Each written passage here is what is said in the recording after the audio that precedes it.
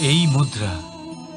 এবারে ভাবুন, এটাই আমাদের জীবন, জীবনের সুখ আর দুঃখ এই মুদ্রার, এই জীবনের দুটি দিক। কিন্তু যখনই আমরা ঈশ্বরের কাছে প্রার্থনা করি তখনই আমরা সুখ চাই, আর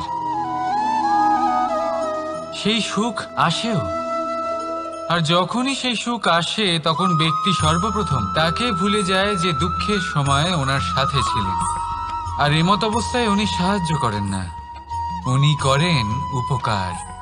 আর এই উপকারের বদলে মানুষের থেকে উনি নিজের জন্য শ্রদ্ধা চান।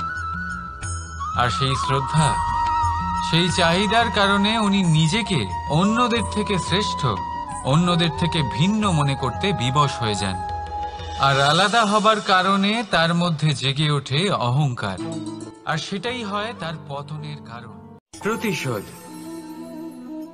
অথবা কাউকে দুঃখ দেওয়ার ভাবনা, যদি এটা আপনার মনে থাকে তাহলে আপনি নিজের মনেই যন্ত্রণার একটা বিশাল বৃক্ষ রোপণ করছেন, এটা মনে রাখবেন।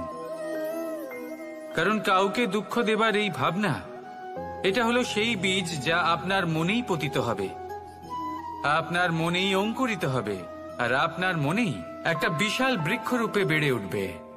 জীবন আপনার, কর্ম আপনার, কাউকে দুঃখ দেবার ভাবনা আপনার ছিল, এই বৃক্ষ হলো আপনার, তাই এর ফলও আপনিই পাবেন, যা গ্রহণও আপনাকেই করতে হবে।